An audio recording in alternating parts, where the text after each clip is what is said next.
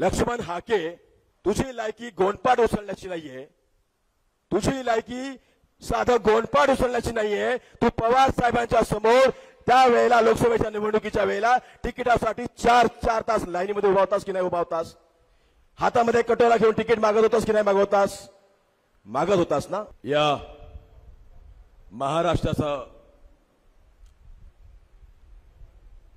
आराध्य दैवत छत्रपती शिवाजी महाराज, भारतीय राज्यघटनेचे शिल्पकार, भारताचे रत्न भारतरत्न डॉक्टर बाबासाहेब आंबेडकर, आरक्षणाचे खरे जनक छत्रपती शाहू महाराज, आई सावित्रीबाई फुले, महात्मा ज्योतिबा फुले, साहित्यरत्न अण्णाभाऊ साठे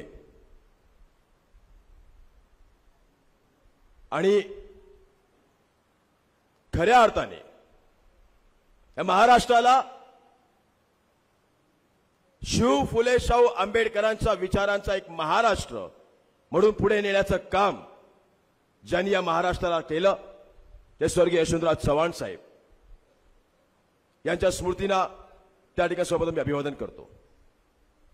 आणि आज या मंडल यात्रेच्या माध्यमातून ज्या वेळेला विदर्भाचा पहिला टप्पा पार करत तुमच्या मराठवाड्यामध्ये मी आलो त्यावेळेला एक सगळ्यात मोठा सुखद धक्का मला मिळाला. आणि मला हे लक्षात आलं की आज मंडल यात्रेच्या या कार्यक्रमासाठी, मंडल यात्रेच्या या स्वागतासाठी आदरणीय शरद पवार साहेबांनी मंडल आयोगाच्या माध्यमातून घेतलेल्या भूमिकेचा जय जयकार करण्यासाठी तुम्हा आम्हा सर्वांच्या मध्ये महादेवजी जानकर साहेब उपस्थित आले. याचा एक सुखद धक्का त्या ठिकाणी मला मिळाला. आपल्या मराठवाड्याचे भाग्यविधाते माजी मंत्री राजूभाई टोपे,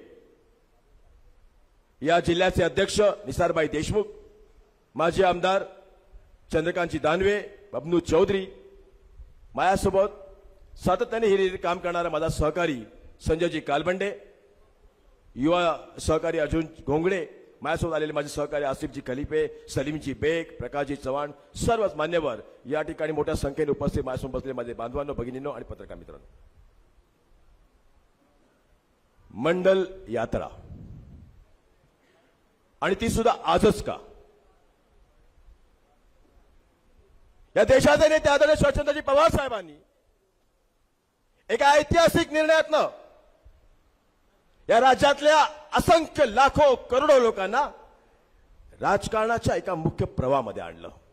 आणि अचानकपणे हा वर्ग, ज्याला आपण ओबीसी म्हणतो, जो समाजाच्या शेवटच्या घटकामधला शेवटचा घटक होता, त्याला राजकीय मुख्य प्रवाहामध्ये आणलं आणि एक ऐतिहासिक निर्णय घेतला. साक्षरता आपण मगाशी म्हणालात की दादा मला आपल्याकडनं आज वेगळं काहीतरी ऐकायचंय. मंडल हेच या समाजाचं सर्व एक प्रमुख असं उद्दिष्ट आहे, हे तुम्ही आणि आम्ही सर्वांनी जाणलं पाहिजे. याच्यापेक्षा वेगळं काही या समाजामध्ये आणि राज्यामध्ये या देशामध्ये होऊ शकत नाही, होऊ शकत नाही मित्रांनो. आजच्या मंडल यात्रेच्या माध्यमातून 9 ऑगस्टला क्रांतिदिनी दिवशी महादेवजी ज्या वेळेला आम्ही ही मंडल यात्रा घेऊन नागपूर पासून निघालो, आदरणीय शरदचंद्र पवार साहेबांनी या मंडल यात्रेला हिरवा झेंडा दाखवला. दुसऱ्याच दिवशी राज्याचे मुख्यमंत्री बडबडले. काय म्हणाले? मंडल यात्रा बंडल आहे, मंडल यात्रा बंडल यात्रा आहे. आजच मंडल यात्रा का काढली? शरद पवारांना मंडल यात्रेची का आठवण आणली? नुसती मंडल यात्रा काढून चालणार नाही. पण मी एक सांगू इच्छितो राजेश भैया, की ज्या वेळेला मंडल यात्रा महाराष्ट्राच्या कानाकोपऱ्यामध्ये जाऊ लागलेली आहे, नागपूर पासून सुरू झालेली ही मंडल यात्रा काल बुलढाण्यापर्यंत पोहोचली, त्यावेळेला हजारोच्या संख्येने प्रत्येक नाक्यानाक्यावर गावागावाती या मंडल यात्रेचं स्वागत करण्यासाठी गावातला शेतकरी, कष्टकरी, महिला, युवक, युवती मोठ्या संख्येने उपस्थित होती. हे मंडल यात्रेचं फलित आहे.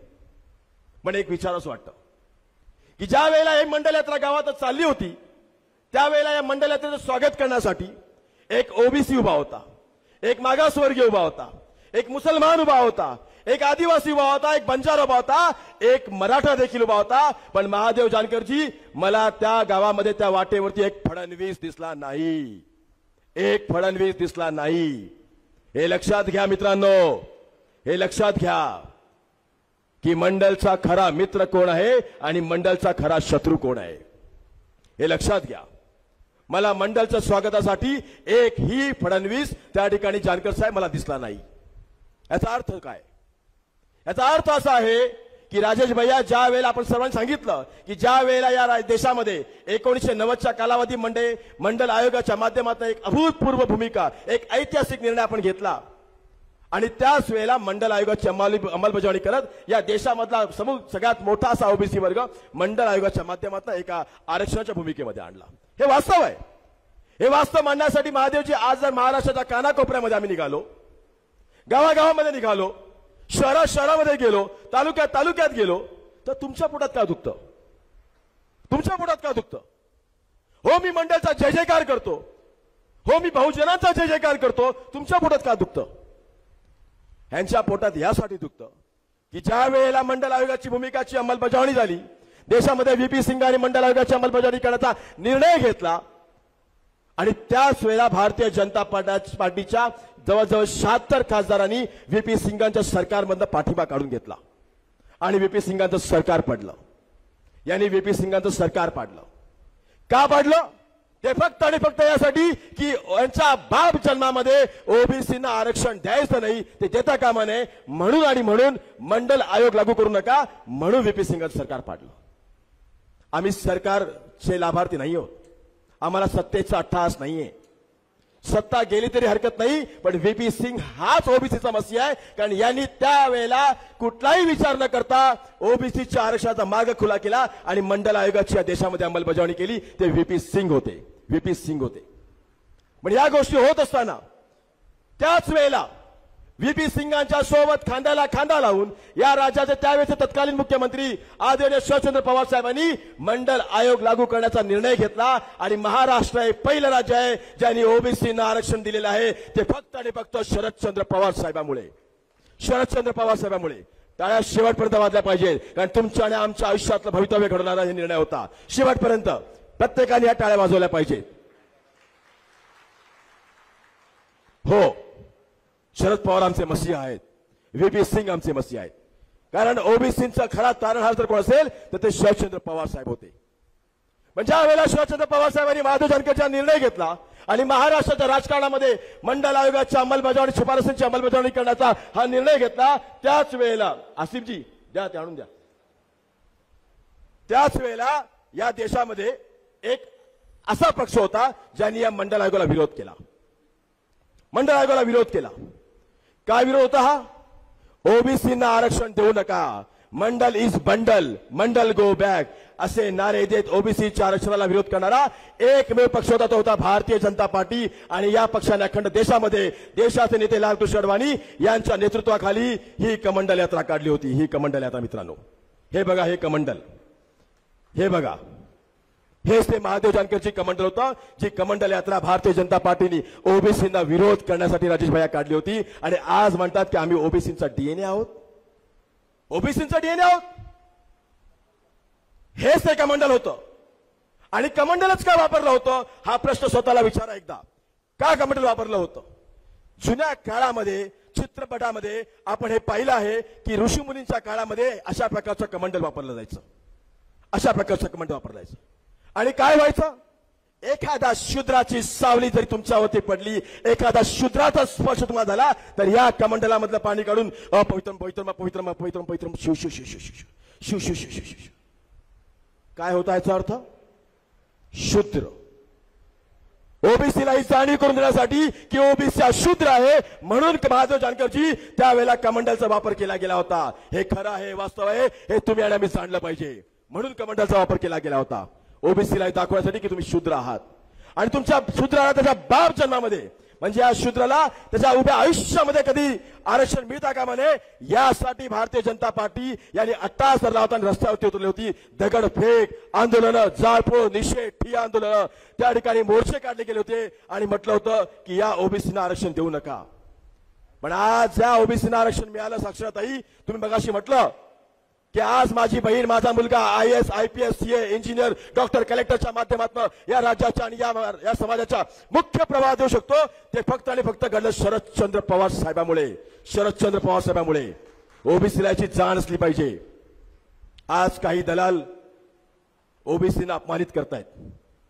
काही दलाल इकडे पण आहेत, काही दलाल तिकडे विदर्भामध्ये पण आहेत. ओबीसीना अपमान करतायत. कशासाठी? स्वतःच्या फक्त आणि फक्त राजकारणाची पोळी बांधण्यासाठी हे काही दलाल आज ओबीसीना समस्त ओबीसी समाजाला अपमान करतायत. लक्ष्मण हाके,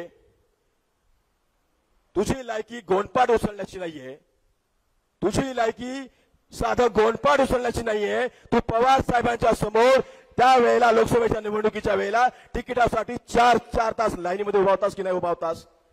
हातामध्ये कटोरा घेऊन तिकीट मागत होतास की नाही मागवतास? मागत होतास ना. तिकीट मागितल्याबद्दल तिकिटाबद्दल वाद नाही.